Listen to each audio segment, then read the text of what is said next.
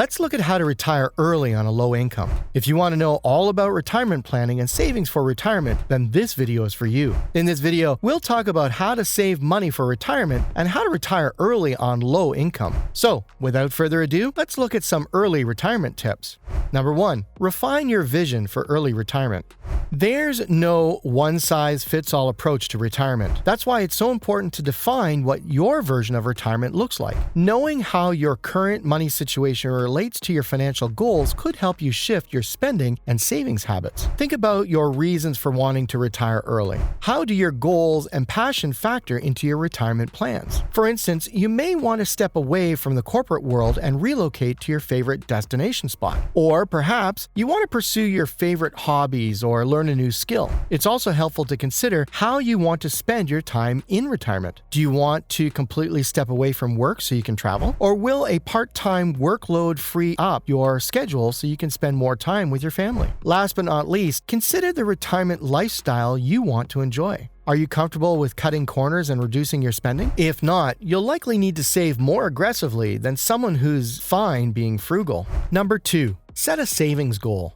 As a general rule, experts recommend saving 10 times your annual income in order to retire at 67. But if you want to retire sooner, you'll likely need to save more than this amount. Not sure what your savings target should be? Learning about the financial independence, retire early, FIRE, movement might be a good place to start. Followers of the FIRE lifestyle focus on investing a large portion, up to 75% of their income so that they can retire in their 30s, 40s, or 50s. Calculating their FIRE number is one step people take to reach these retirement goals. A FIRE number represents the amount of money a person needs to achieve financial freedom. Even if you don't follow this movement, finding your FIRE number could help you create a financial plan for early retirement. How to calculate your FIRE number? The 4% rule is a common method followers use to calculate their FIRE number. According to this rule, you could live on 4% yearly withdrawals from your retirement savings for 30 years, but you don't need to save 25 times your annual expenses for this strategy to work. You can use the following formula to find your FIRE number. Annual expenses times 25 equals your FIRE number.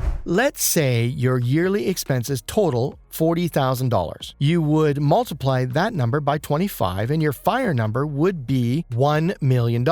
While the 4% rule does take inflation into account, there could be other costs you need to consider. If you wanted your retirement to last longer than 30 years, you'd need to adjust the amount you save accordingly. It's best to think of the 4% rule and your FIRE number as a benchmark. That's because increased health costs, lifestyle changes, and income changes can influence your retirement budget and planning process. Number 3, develop a savings plan.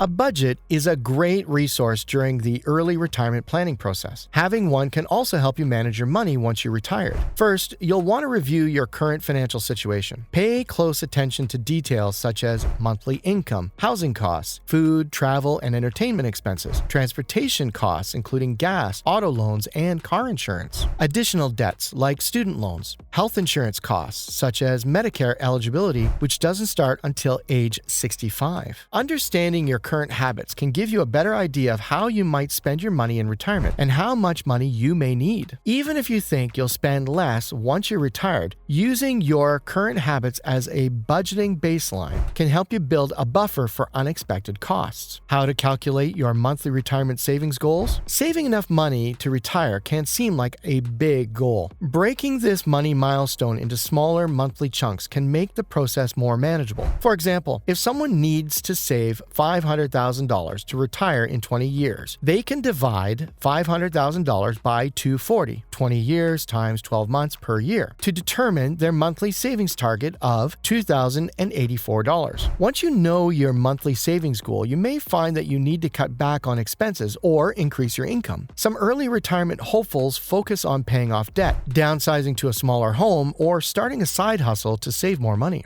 Number 4, stick to your plan, but make it flexible. Retiring early takes focus, so it's helpful to check in on your progress regularly and make adjustments as needed. Using a financial planning tool could help you track spending habits or monitor saving and investing progress. You may even consider working with a financial advisor to develop a sustainable plan that aligns with your current budget and lifestyle with your financial goals. But no one knows exactly what the future has in store, so even the best plans need room for flexibility. You may need to adjust your saving strategy as your family grows or in the event of a promotion or layoff. The key is to be consistent with the things you can control, like spending habits and reoccurring expenses, and taking steps to prepare for the unexpected, like building an emergency fund, can help you handle life's surprises.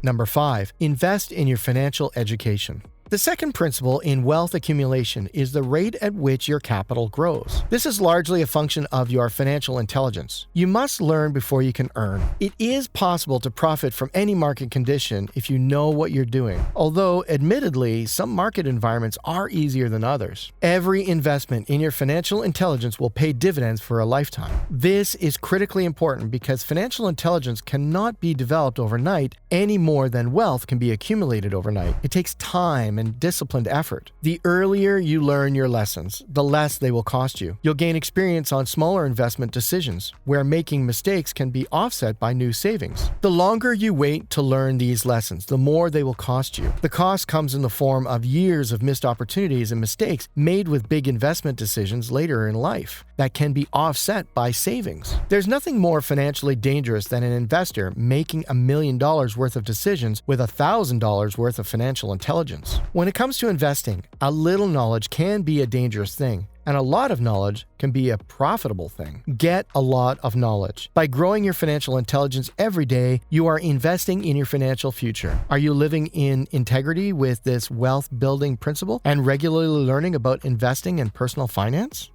Number 6, don't procrastinate, start today. The third variable in the wealth accumulation equation is the amount of time your wealth compounds and grows. If you wait just 6 years to get started and your assets grow at 12% annually, you will have half as much money when you retire compared to starting today, assuming equal contributions over your working lifetime. If you wait just 12 years, you'll have only a quarter as much. That's a life-changing difference in net worth for just a little procrastination. Just getting this one idea into your bones early enough can change your financial future. It's that important. The power of compounding is an invaluable wealth-building tool because money grows geometrically instead of arithmetically, but only when you give it time to work. Procrastination kills time, and as a result, it kills more plans for retirement security than all other culprits combined. It is wealth suicide on the installment plan. Every day you delay is another day where opportunity is thrown away. Many people procrastinate because they feel uncomfortable and out of place making financial decisions. They feel ignorant, or the subject seems dry and complicated with confusing technical jargon. Get over it. Nobody is born a financial genius. Everyone has to start somewhere. Just get started and fumble through it. Silly mistakes are better than not doing anything at all. Every day you wait puts you at a greater disadvantage. The more time that passes before you start, the harder wealth building will be for you. Number 7, take responsibility for all your investment results.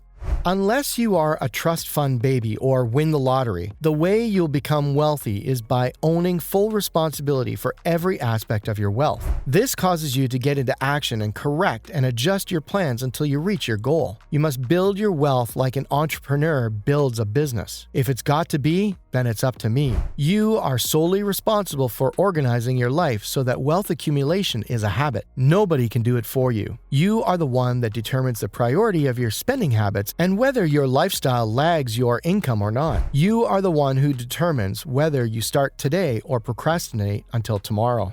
Number 8, risk management is essential.